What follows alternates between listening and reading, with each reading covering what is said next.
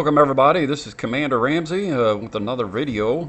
This time I'm going to be in the Massachusetts, and it's a T-8 battleship. Been around for quite a while. I did obtain her within the first 3 or 4 months, I think, after she came out, several years ago actually. And she's been through some mild nerfing a few years ago, but she's still quite strong, as you'll see in this video. And often in premium ship I'll end up in a tier 8 or a tier 9, tier 10 game, and usually in those games I still end up scoring around 80,000 on a good game. One of the handicaps of the battleship is its main battery was nerfed by Wargaming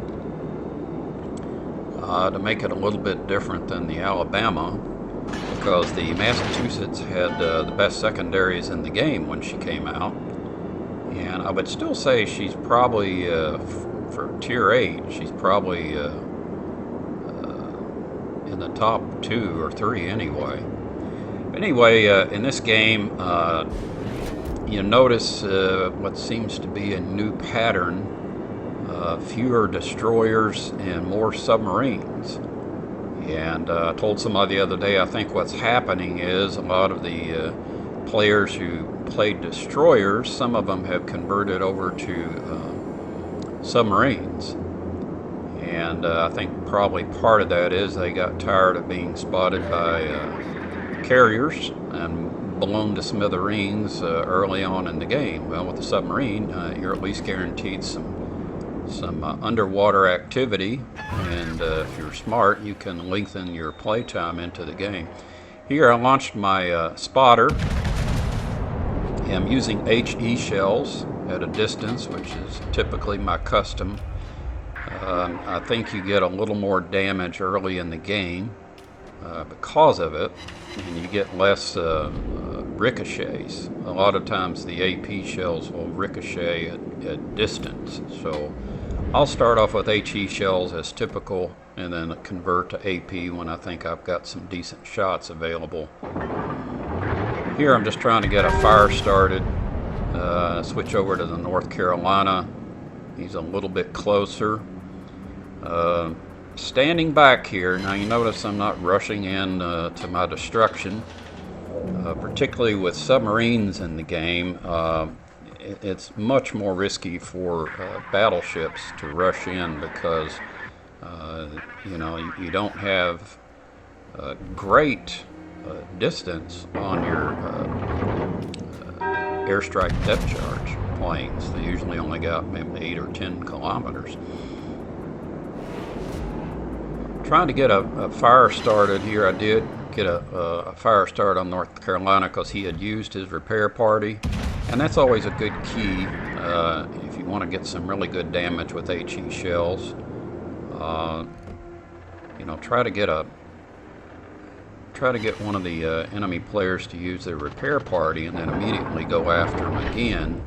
And if you're lucky, you'll start another fire and you'll start racking up some damage, as you can see in the upper right hand corner.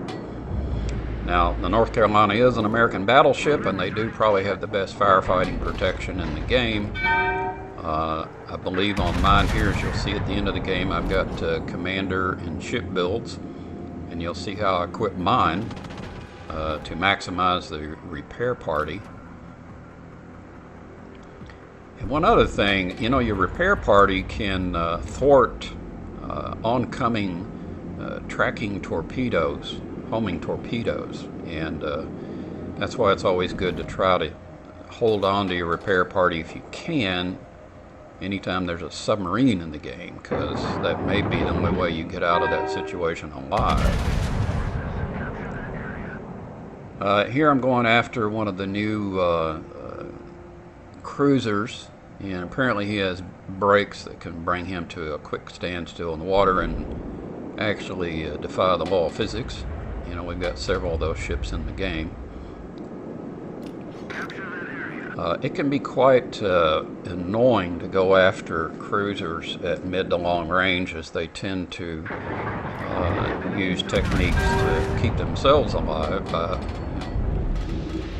using the zigzag, which was utilized in WW2 by most navies, particularly the American Navy. It was required in situations where you felt that enemy submarines were in the immediate area. You would use a zigzag pattern, which used up more fuel, but the intent was to keep yourself alive and your ship in action. Anyway, I wasted several volleys on this guy, but I get to visit him in a little bit. Anyway, we make the decision to move into the cap zone here. It's not looking too good. They've capped 2 zones to our 1, and so we're going here into the cap zone. I noticed the enemy submarine out to my west. He's probably out of my shooting range as far as him putting any danger on me, but there could be that other enemy sub out there lurking. But I've noticed that it looks like he's way up over in the northeast side, so I felt it safe at this situation to move into the cap zone and try to get a cap for our team. This is unusual for a battleship, but given the circumstance where each team only started out with 1 destroyer and ours is toast,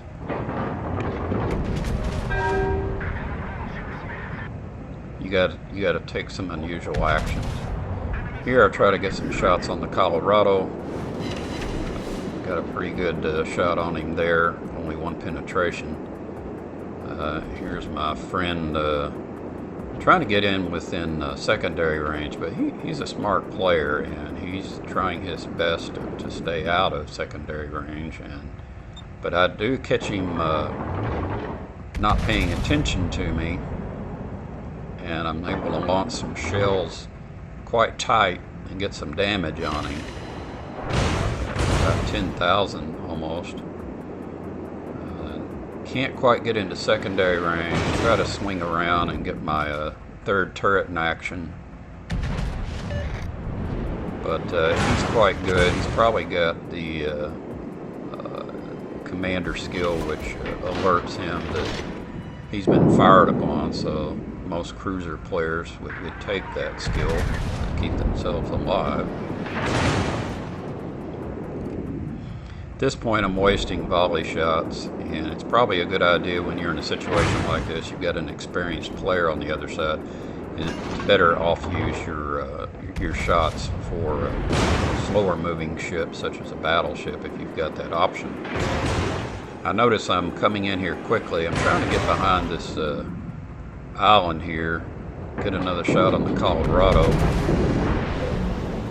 and I notice I've got a lot of enemies off to my northeast.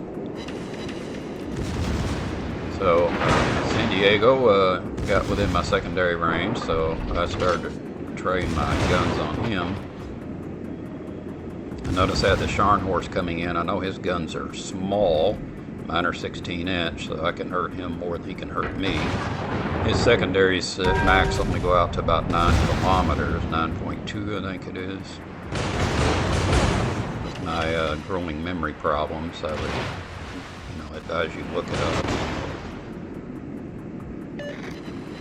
Got another ship off to my northeast firing on me, probably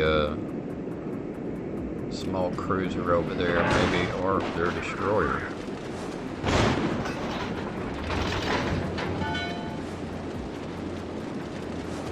I'll let the damage get down. You see the left side over here. When it gets close to that, I'll use my repair party, then hit the heel, and using the pod station, that maximizes my repair and keeps me in the game longer.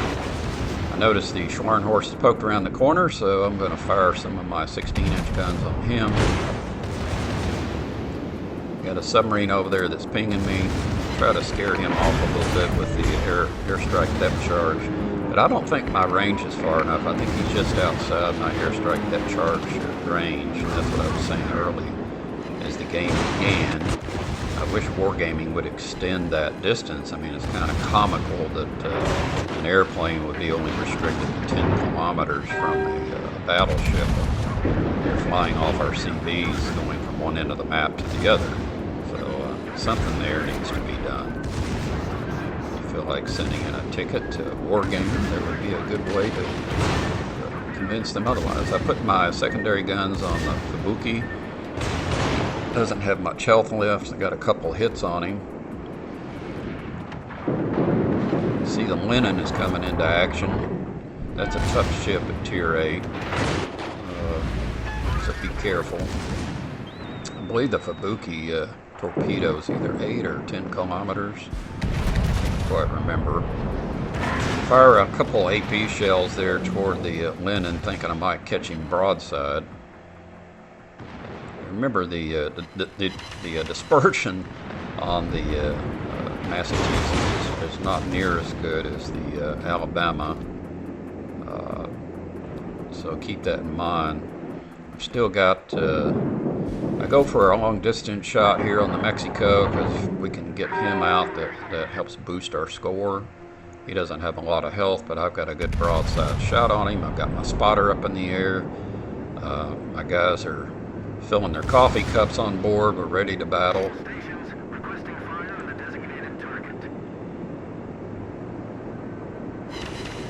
And I get him with a good strong 5 penetrations. Ouch, boy, that had to hurt on the other end, but we took him out and that helped our team.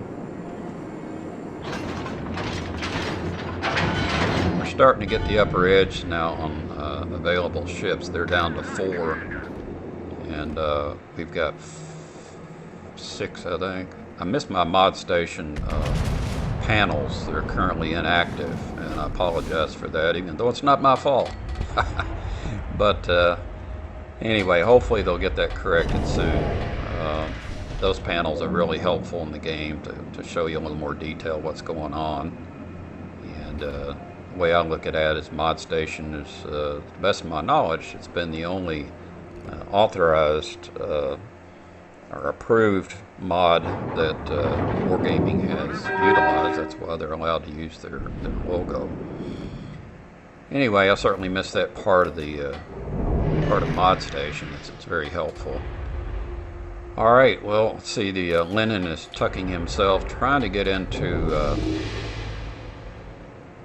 Not sure what he was trying to do. I think he was trying to move into Cap Zone C for whatever reason. They already own it, unless he was trying to protect it. But now we've got an advantage of 3 cap zones to their 1, even though our lead is, well, it's about 100 points now. Should start moving up. There he is. So I try to take some good shots on him. Now he can see me. For a minute there, he couldn't see me. That's always an annoyance when you're on the other end. See, look at those shells. They're kind of all over the place. I got the old standard 1310. I could probably get more damage throwing potatoes at him from the distance. I despise that number. Probably should have switched over to HE. You can see what I mean on those pathetic AP shots. You get a lot of ricochets in those situations.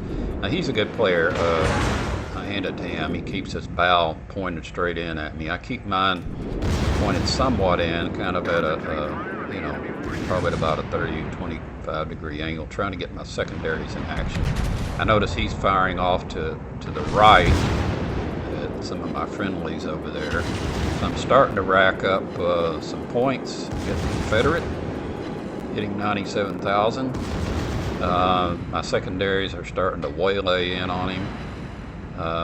When you get a broadside secondary shots on the Lenin, you can start to do some good damage and set a fire or two. If you're going in with his bow pointed at yours, your secondaries, most of them are just going to bounce. You're not going to get any real help from that. I looked it on the commander skills to try and improve the penetration, but I don't think I was going to get much benefit when you're talking about some of these Russian battleships. Anyway, I do get a fire start on a superstructure. He's starting to back up. He's in a bad situation. Uh, he's trying to keep, you know, his bow pointed somewhat, but I'm starting to move in, closing the angle, and my secondaries are continuing to do some damage. He does get a good shot here on me.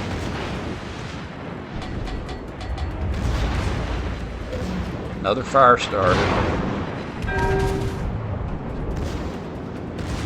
He's got 16-inch guns like I do. I'm concentrating on his superstructure since I've got AP loaded. See, right there, he gets a good shot on me. I think he went through the front bow into part of my citadel there. Very good shot on his part. I don't want to get too close to him because he may decide he wants to ram me. There, I got that pesky San Diego over there, but he's going to tuck behind a rock. They're down to 4 ships. So there's another cruiser out there somewhere. I wish I could tell you which one. I can't tell you based on the shapes of the ships, like the Navies had to do back in the old days. They had books that had the shapes of various class ships, and they would look those shapes up after seeing them through their binoculars and try to take a guess on what ship it was, or ship class. He's closing the distance. I know what he's up to. He's going to try to get to me and ram me. I would be doing the same thing if I were him, because at this point, it's a tight game. And there's their other cruiser, who probably made the big mistake of trying to go against me, because I believe I got a close quarters there, secondary. I took care of their cruiser trying to go by. I think it was a tier 6 cruiser, and he was down to low health, and I just let my secondaries take care of him because I knew he did not have torpedoes, so I wasn't worried about that. And the tier 6, I just imagined his AP shells were not going to do any damage to my citadel. Fortunately, my friendlies helped take out the strong linen. Now they've got down to 2 ships. They've got their submarine. I can't really take a good shot on him thanks to these sandstone formations. San Diego's going to have to make a decision. He's got the Nagato on his tail, and I'm over here on the other side with the supporting cast of the Salmon. So he's in a world of hurt. You know, it's a shame they didn't put smoke on those. I think they did, but Wargaming just perhaps didn't give it to him. But I could be wrong, and I digress. I put my secondaries on the San Diego. Decided I'm going to go ahead and use my spotter plane since there's no CVs in the game. And I just didn't lead him far enough. If I'd led him far enough, he would have been pushing up daisies. Put my secondaries on him, gets a few more hits there. Our submarine finishes him off here. And it was really good aiming. Surprised he did. The Salmon didn't get taken out. He must have had some charges left, and I suspect those homing torpedoes took out the San Diego as well as their on-deck grill, so they won't be grilling any burgers anymore. All right, well, thanks for tuning in on that game. I'm going to go through the stats here. Racked up a Confederate, close quarters, as well as high caliber. And, you know, this is probably not unusual for being in a Tier 8 game. I'm probably just slightly above an average player, not the greatest. I did get 7 fires in that game, 234 secondary hits. Only sunk 2 ships, but did a lot of damage. The Nagato coming in first, he did great, so I gave him a compliment. Came in second there with almost 1900 XP, which is helpful on the commander skills, building your commander skills. Worthy opponent there I gave for those 2 guys. They did great.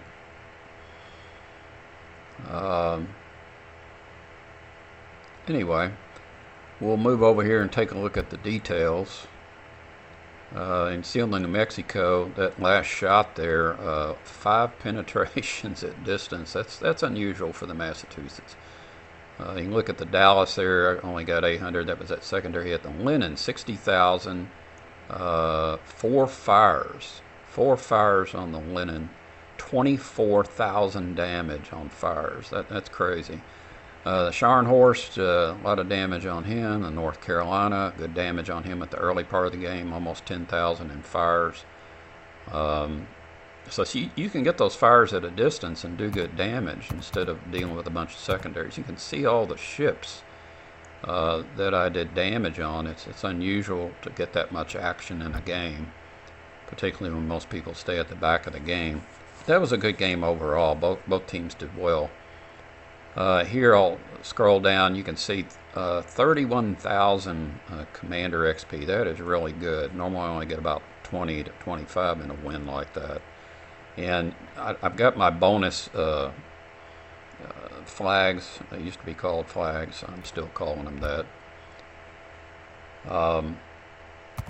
We'll take a look at those here in just a minute. I've also got the commander skills and the ship build. There's your economic bonuses. They used to be called flags, but 865%. It's on a premium ship, so that's where you get that boost from on the Commander XP. All right, taking a look at the equipment. Look at that. For some reason it was a little slow. Here I use the Damage Control Party Mod Station 1, which boosts the repair out to 30, well, in combination with the fifth component here on the ship. These are pretty common, but in combination with the secondary build, you see I get up to 11.3 kilometers every 4 seconds. I've been using this to help avoid torpedoes.